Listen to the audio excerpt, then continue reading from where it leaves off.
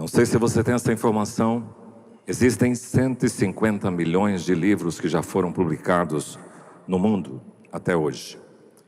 E existe uma metodologia de classificação das temáticas dos livros chamado de DEVEI, e ela classifica em 10 grandes classes. Em todas as bibliotecas do mundo, você vai encontrar as seguintes subdivisões: generalidades, filosofia e psicologia, religião, ciências sociais, linguística, ciências naturais e matemáticas, tecnologias, artes e lazer, literatura, história e geografia. Esses dias atrás eu estava em Cascavel e fui estudar um pouquinho lá na biblioteca. Fazia tempo que eu não fazia isso. Quando eu tive que me preparar para um concurso interno na empresa onde eu trabalhei, eu fiquei por muito tempo, um mês especificamente, eu tirei de férias para ficar ali, em frente ao hospital evangélico. Tinha uma biblioteca.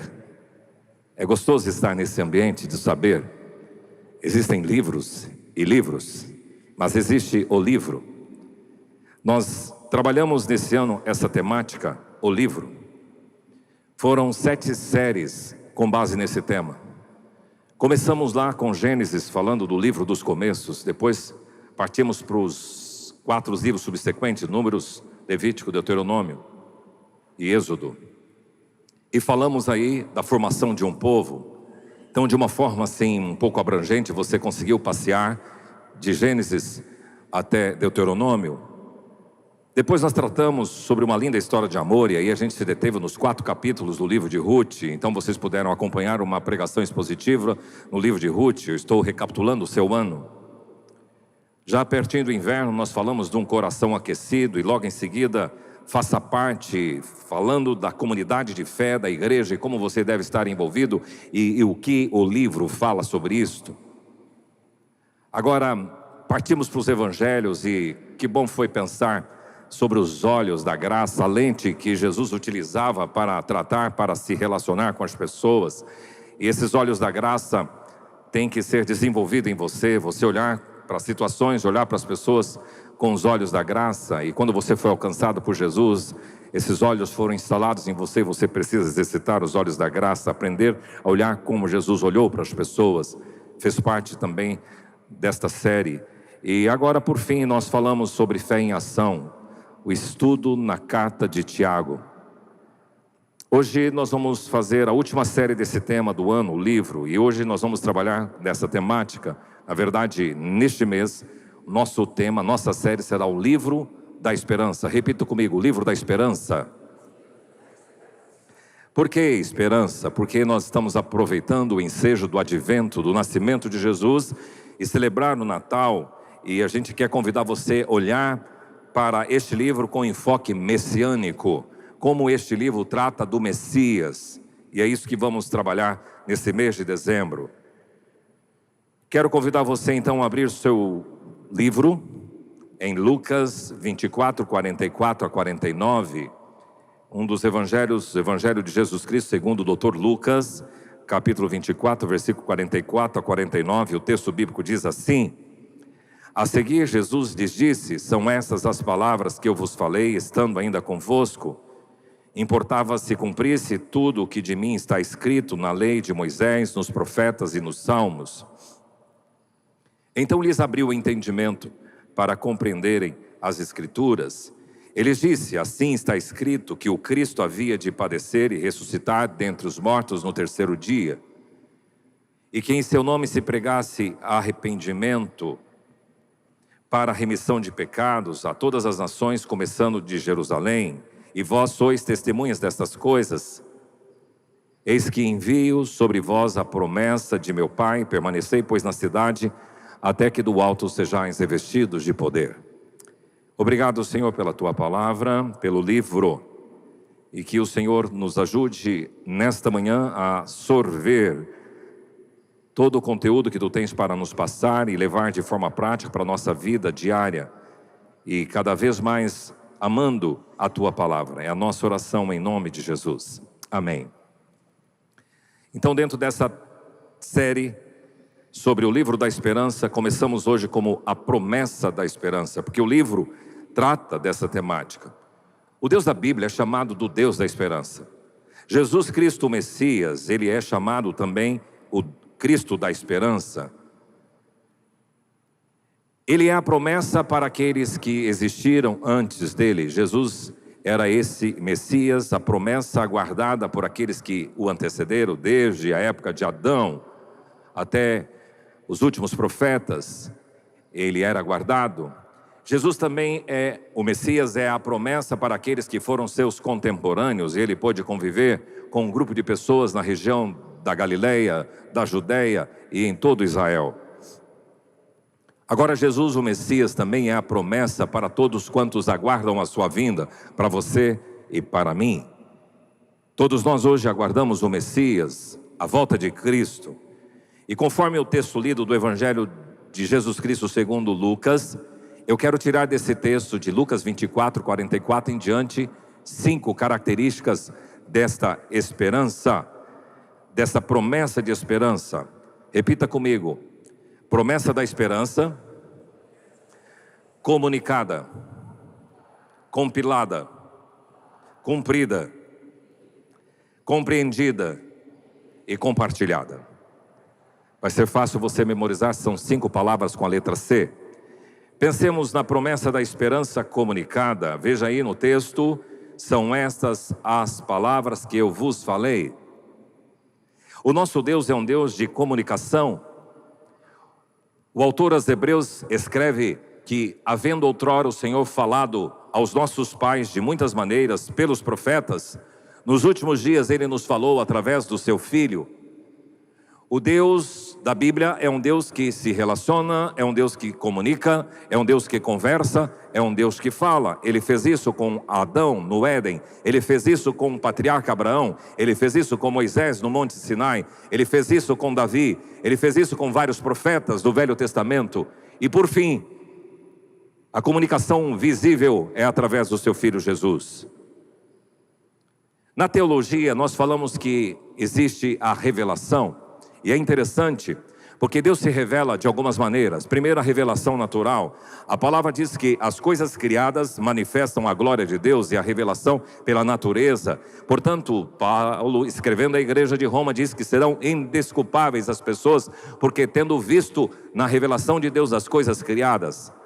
Hoje no Globo Rural falava de 2 formigas, eu não sabia.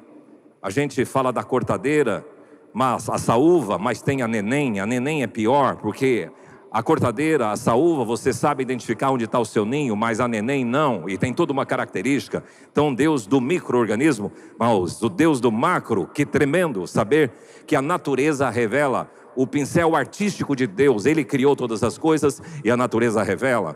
Mas a revelação máxima de Deus é em Cristo Jesus, e esta revelação foi escrita, por isso a Bíblia é o registro da revelação de Deus. O livro é o registro da revelação de Deus. Quando falamos em profecias e quando falamos em promessas, nós temos distinções aí. Por exemplo, profecia tem a ver com a revelação de algo que Deus vai fazer. A profecia é condicionada muitas vezes à obediência, mas a promessa não. A promessa é um compromisso divino garantido por sua fidelidade, independentemente das circunstâncias. Ele prometeu, Ele fará. Então a forma de Deus se comunicar é peculiar. E aqui nós temos 4 evangelhos que comunicam a Jesus Cristo. Por exemplo, Mateus, ele é muito sucinto no jeito dele falar de Jesus. No evangelho de Mateus, você vai perceber uma ênfase dele em destacar o cumprimento das profecias do Velho Testamento em Jesus. Então ele diz, para que se cumprisse, e ele fala o que foi escrito pelo profeta. Então ele registra com essa característica. E o livro de Mateus, o evangelho de Mateus, apresenta Jesus como rei. O enfoque de Mateus é falar para os judeus, mas Lucas não. O evangelho de Lucas tem uma perspectiva mais universal. Ele quer falar do amor de Deus destinado a todas as pessoas, a todas as nações, aos gentios, aos pobres, às mulheres, aos marginalizados. E aqui Jesus é apresentado como o homem perfeito. E Lucas, por ser um doutor mais versado, mais erudito, ele escreve de forma muito detalhada e ordenada sobre a vida de Jesus. Agora Marcos é o mais curto e direto, são 16 capítulos apenas, e o Evangelho de Marcos é muito legal porque é cheio de ação. Ele fala, e saiu daqui para lá, e foi Jesus para lá, e ele começa a trabalhar como Jesus se revelou. É o Jesus servo, é o Jesus designado para cumprir uma missão. E o Evangelho de João já é mais teológico, tem uma abordagem mais reflexiva, mais intimista, e o objetivo dele é mostrar que Jesus, o Messias, é o Filho de Deus. Todas essas menções são para dizer que a promessa da esperança, ela foi cumprida, ela foi comunicada. E aqui nós encontramos o Senhor trazendo esta comunicação através dos seus profetas. Ele disse, são estas as palavras que eu vos falei. Mas em segundo lugar, o texto bíblico de Lucas 24 diz que esta promessa da esperança foi compilada. O versículo 44 diz, de mim está escrito na lei de Moisés, nos profetas e nos salmos. O que Deus comunicou, ele fez questão que homens fossem levantados para registrar. E aqui tem um aspecto também na teologia muito importante de você compreender, tem a inspiração e a iluminação. Deus tinha algo para revelar, então ele escolheu alguns homens e os inspirou, para que eles, inspirados pelo Espírito Santo, pudessem escrever a revelação. Então hoje, quando eu leio a Bíblia, eu não preciso da inspiração, você precisa de ter a revelação do Senhor. Você precisa ter a iluminação do Senhor, a clareza do Senhor para compreender o que já foi inspirado. Agora você percebe que Jesus aqui faz distinção do Velho Testamento em três partes. Porque você viu ali, ele diz na lei de Moisés, nos profetas e nos salmos. E quando você vai estudar um pouco as Escrituras Sagradas, você vai entender que essa subdivisão do Velho Testamento para o judeu significava o quê? A lei, os 5 primeiros livros da Bíblia, o Torá. Segundo, o Nevim, que são os profetas, conforme o Senhor Jesus menciona aqui, e o Ketuvim, que são os livros poéticos, os salmos, como ele menciona. Essa era a subdivisão do Velho Testamento por o judeu, e Jesus classifica então leis, profetas e salmos, 3 subdivisões. Para a nossa Bíblia, nós hoje usamos algumas outras subdivisões. Por exemplo, a lei continua sendo o Pentateuco, os 5 primeiros livros da Bíblia. Depois nós temos os livros históricos. Depois nós temos no Velho Testamento os livros poéticos. Depois nós temos os livros proféticos. Essa é a subdivisão. Mas há uma coisa muito bonita dentro da arqueologia que eu queria mostrar para vocês. Alguém já ouviu falar nos manuscritos do Mar Morto? Quem já ouviu falar nos manuscritos do Mar Morto? É interessante você saber que entre 1947 e 1956, no sul de Israel, perto do Mar Morto, numa montanha ali da região da Judeia, beduínos encontraram uma caverna. Eles estavam procurando algumas cabras perdidas e descobriram que tinha uma caverna, e lá dentro escutaram um barulho de um jarro quebrado, porque eles jogaram pedra dentro daquele lugar. E fizeram uma grande descoberta que dentro daquele lugar havia vários vasos com vários manuscritos dentro desse vaso. E esses foram chamados então manuscritos do Mar Morto. E é interessante porque dentro desses manuscritos encontraram rolos de algumas escrituras bíblicas. E uma delas é do profeta Isaías, datada do século I a.C. Presta atenção nas datas. 1947, encontraram um rolo de profeta Isaías, datado do 1º século antes de Cristo. E aí eles pegaram esse rolo do 1º século antes de Cristo, do profeta Isaías, e contrastaram com o livro do profeta Isaías atual, e batia. É interessante isso, porque isso dá uma credibilidade às Escrituras Sagradas. Deus sempre fez questão de preservar, de guardar esta palavra que foi compilada. Os profetas comunicaram. Agora, alguns escreveram, e isto depois foi compilado através do cânon da Bíblia, tentando organizar todos os escritos. E hoje você recebe o Velho Testamento com 39 livros e o Novo Testamento com 27 livros, 66 livros no total, e todos passaram por um critério para que eles estivessem assim compilados. Então, estas escrituras foram compiladas.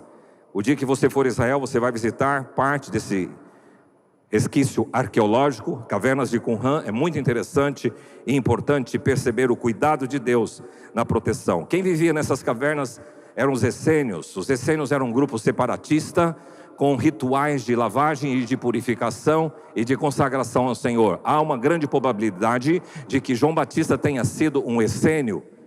Era uma pessoa retirada e depois ele aparece na beira do Rio Jordão, proclamando aquela palavra: arrependei-vos porque é chegado o reino dos céus. Mas por algum tempo ele ficou recluso entre os essênios. Isto é a abordagem de alguns estudiosos. Agora, é muito interessante entender que a promessa da esperança foi comunicada pelos profetas, ela foi compilada também, mas esta promessa da esperança foi cumprida. E aqui tem uma coisa linda que é importante que você aprenda a fazer, é pegar as profecias do Velho Testamento e perceber o cumprimento no Novo Testamento. E aqui eu quero fazer um exercício com vocês. No versículo 44, Lucas faz questão de registrar, se você percebeu no capítulo 24 que lemos, que importava se cumprisse tudo o que de mim está escrito. Então todas as profecias messiânicas foram cumpridas em Jesus Cristo. O salmo mais famoso messiânico que temos é Salmo 22. O texto do profeta Isaías mais messiânico que temos é Isaías 53. E o profeta mais messiânico efetivamente é Isaías. Então agora eu quero que pastor Jordache e a Jordana me ajudem a olhar para a profecia anunciada e a profecia cumprida. Começamos assim: sobre o local do nascimento de Jesus, proferida pelo profeta Miqueias, 750 anos antes do Messias. Lá em Miqueias 5:2 encontramos: E tu, Belém Efrata, pequena demais para figurar como grupo de milhares de Judá, de ti me sairá o que há de reinar em Israel, e cujas origens são desde os tempos antigos, desde os dias da eternidade. E Mateus, querendo mostrar isso para os judeus, ele registra em Mateus 2:3-6 o seguinte: Tendo ouvido isso, alarmou-se o rei Herodes e com ele toda Jerusalém. Então, convocando todos os principais sacerdotes e escribas do povo, indagou deles onde o Cristo deveria nascer. Em Belém de Judeia, responderam eles, porque assim está escrito por intermédio do profeta: E tu, Belém, terra de Judá, não és de modo algum a menor entre as principais de Judá, porque de ti sairá o guia que há de apacentar a meu povo Israel. Miqueias profetizou sobre Belém e Mateus testifica o cumprimento. Agora sobre o nome do Messias, proferida pelo profeta Isaías, 700 anos antes da vinda do Messias, em Isaías 7:14 encontramos: Portanto, o Senhor mesmo vos dará um sinal. Eis que a virgem conceberá e dará à luz um filho, e lhe chamará Emanuel. E em Mateus 1:22 ele registra o cumprimento: Ora, tudo isso aconteceu para que se cumprisse o que fora dito pelo Senhor, por intermédio do profeta: Eis que a virgem conceberá e dará à luz um filho, e ele será chamado pelo nome de Emanuel, que quer dizer Deus conosco. Esse casal, depois da perseguição de Herodes, ele tem que fugir para o Egito. E isto foi profetizado por Oséias 740 anos antes, conforme Oséias 11:1, que diz: Quando Israel era menino, eu o amei, e do Egito chamei o meu filho. E Mateus 2:14-15, ele registra o cumprimento dessa profecia do Egito. Dispondo-se ele, tomou de noite o menino e sua mãe, e partiu para o Egito. E lá ficou até a morte de Herodes, para que se cumprisse o que fora dito pelo Senhor, por intermédio do profeta: Do Egito chamei o meu filho. Mas isso foi decorrente da matança dos inocentes que o profeta Jeremias, 600 anos antes, profetizara, conforme Jeremias 31:15. Assim diz o Senhor: ouviu-se um clamor em Ramá, pranto e grande lamento. Era Raquel chorando por seus filhos, e inconsolável por causa deles, porque já não existem. E Mateus faz questão de registrar esse episódio, conforme Mateus 2:16-18, que diz: Vendo-se iludido pelos magos, enfureceu-se Herodes grandemente e mandou matar todos os meninos de Belém e de todos os seus arredores de 2 anos para baixo, conforme o tempo do qual, com precisão, se informara dos magos. Então se cumpriu o que fora dito por intermédio do profeta Jeremias. Ouviu-se um clamor em Ramá, pranto, choro e grande lamento. Era Raquel chorando por seus filhos e inconsolável, porque não mais existem. Que precisão cirúrgica de Deus para levantar profetas e depois para o cumprimento, mas não estão relacionadas apenas ao nascimento do Messias, mas com relação também ao seu ministério. Por exemplo, sobre o ministério do Messias na Galileia, vejam o que disse o profeta Isaías 700 anos antes, conforme Isaías 9, 1 e 2.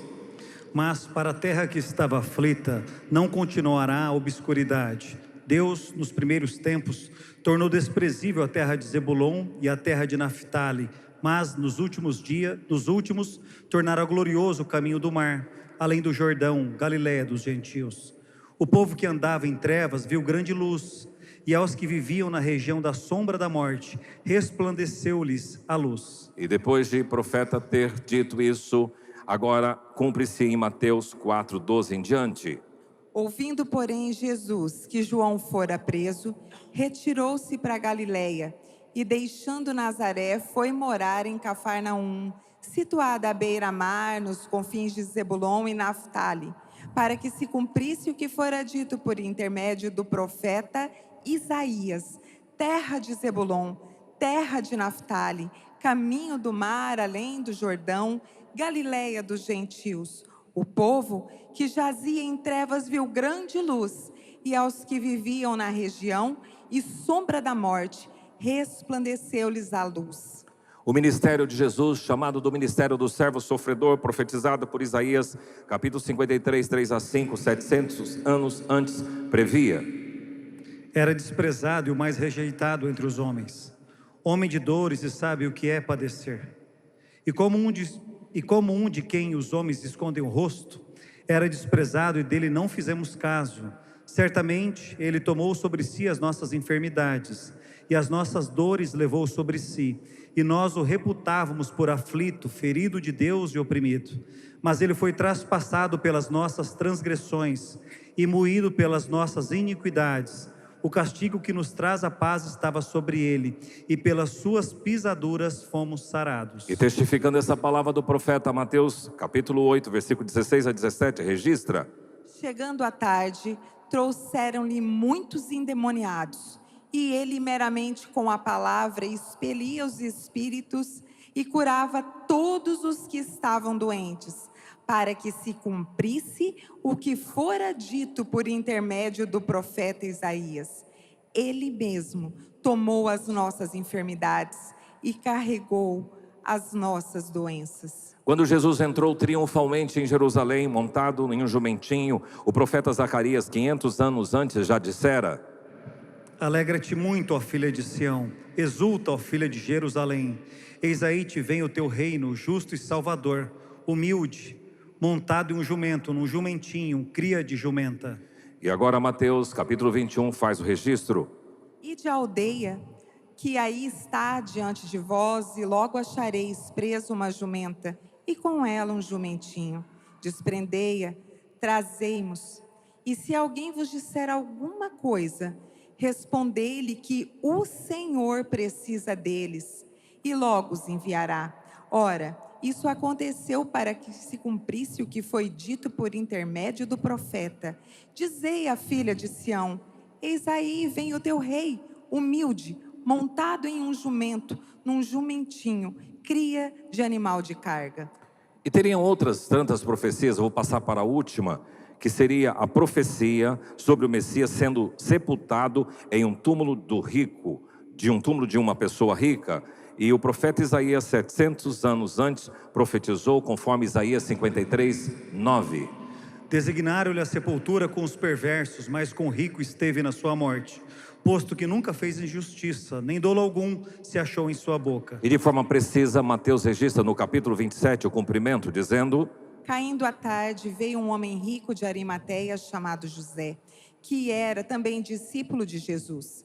Este foi ter com Pilatos e lhe pediu o corpo de Jesus. Então Pilatos mandou que lhe fosse entregue, e José, tomando o corpo, envolveu-o num pano limpo de linho e o depositou no seu túmulo novo, que fizera abrir na rocha, e rolando uma grande pedra para a entrada do sepulcro, se retirou. O livro da esperança comunica a promessa da esperança e de forma muito detalhada, 700, 500, muitos anos antes do evento, com precisão cirúrgica, ele disse e tudo se cumpriu. Esse é um livro que nos fala da promessa da esperança comunicada, da promessa da esperança que também foi a nós compilada, da promessa da esperança que foi cumprida em Jesus Cristo. Mas não para. O texto bíblico que lemos fala de que então, versículo 45 de Lucas 24, lhe abriu o entendimento para compreenderem as Escrituras. Esta promessa da esperança foi compreendida pelas pessoas. A necessidade que você e eu temos do Espírito Santo para compreender a Bíblia. Há muitas pessoas que já disseram assim: olha, eu já li a Bíblia, mas nunca entendi nada. Porque você precisa, para compreender as Escrituras, que os olhos do seu coração sejam descobertos. Você precisa do Espírito Santo para compreender as Escrituras. É por isso que cantávamos há muito tempo atrás uma canção, um hino, dizendo assim: enquanto Salvador teu livro ler, meus olhos vêm abrir, pois quero ver da mera letra além. Quero ver a ti, Senhor. Ou então aquele hino antigo: vem Espírito Divino, grande ensinador, vem revela às nossas almas Cristo Salvador. Para você compreender a promessa da esperança, você precisa do Espírito Santo. Há um exemplo disso muito claro quando Paulo estava em Filipos e tinha uma mulher rica chamada Lídia, que era vendedora de púrpura. Está registrado lá em Atos 16. E Paulo começou a pregar, comunicar a palavra inspirada, e de repente o texto bíblico diz que esta mulher, Lídia, da cidade de Tiatira, vendedora de púrpura, temente a Deus, nos escutava. Olha que lindo a expressão bíblica: o Senhor lhe abriu o coração para atender as coisas que Paulo dizia. Meu irmão, peça sempre para o Senhor: quando eu for ler o teu livro, revela ao meu coração, ilumina, para eu compreender a tua palavra, porque esta palavra, ela deve ser compreendida, mas ela só será compreendida com a revelação, com o descortinar. O apocalipto é isto, é tirar o véu. Senhor, tira o véu para que eu compreenda as Escrituras Sagradas. Nós estamos fechando o ano e alguns já encerraram aquele voto de fazer leitura bíblica de um ano. E que coisa especial, esses dias o nosso filho diz: pai, eu acabei a minha leitura bíblica anual e estava começando de novo, e vi lá no Velho Testamento agora que os pais têm que abençoar os filhos, e é importante a bênção dos pais, não é verdade? Eu falei: sim.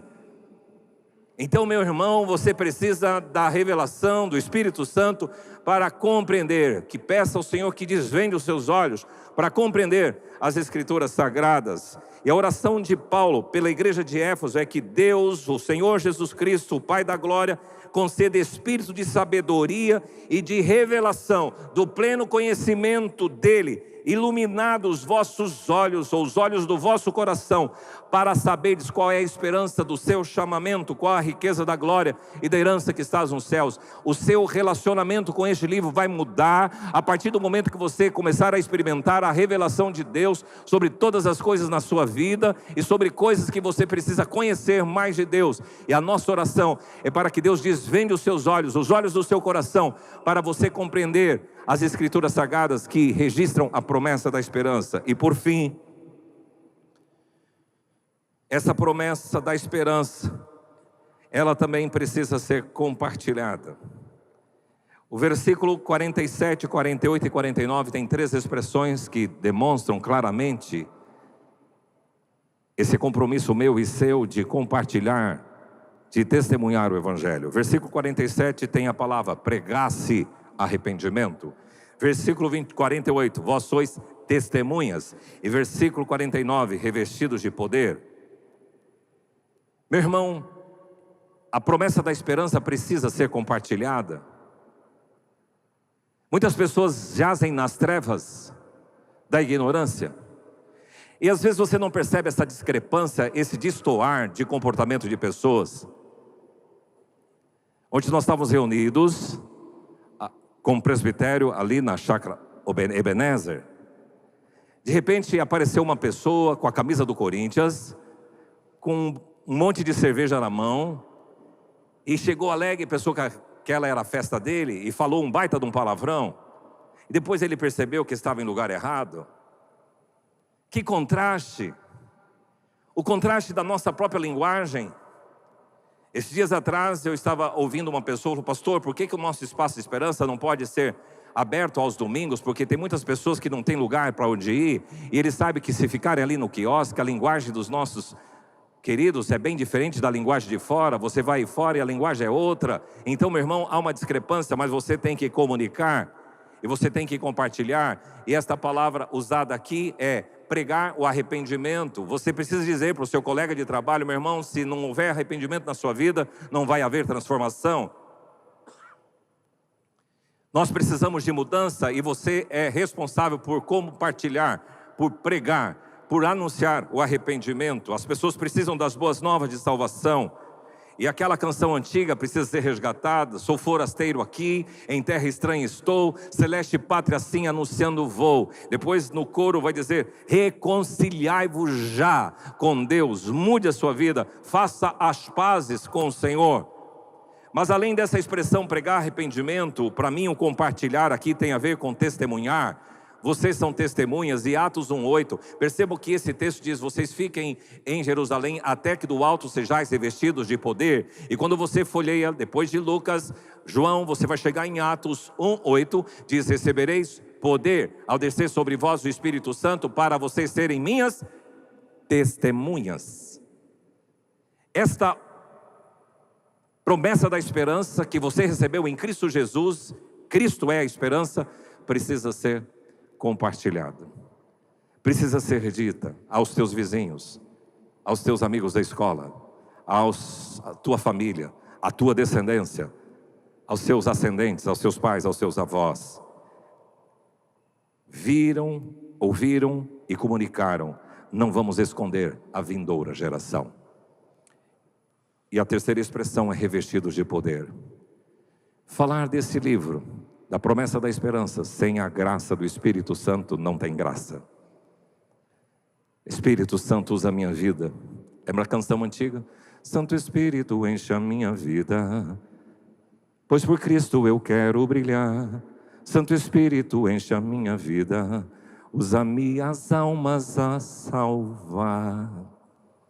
Enche-me, Espírito, que ao comunicar a tua palavra, as pessoas sejam tocadas, sejam curadas. Por isso que esse poder que foi derramado sobre a igreja em Pentecoste, trouxe à igreja uma intrepidez incrível, uma ousadia na palavra, sinais e prodígios, porque eles criam. Queridos, essa é a promessa da esperança. Este é o livro da esperança, comunicado pelos profetas, compilada nos leis, profetas e salmos, e agora nos evangelhos, nas cartas e no livro de Apocalipse.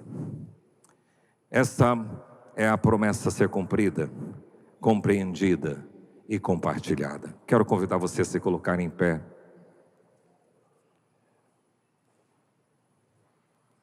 Quem é a nossa esperança? O Messias.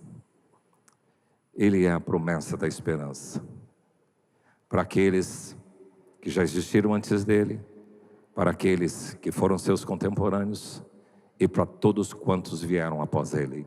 Ele é a promessa da esperança. Que você possa, nesse final de ano, compreender todo o significado da esperança que Jesus trouxe para o mundo, para a minha vida e para a sua vida. Pai, obrigado por estarmos aqui nesta manhã. Espírito Santo, obrigado pela ação do Senhor na história, revelando, instruindo. Obrigado pelo registro da revelação. Obrigado pela iluminação quando compreendemos e lemos a Tua palavra.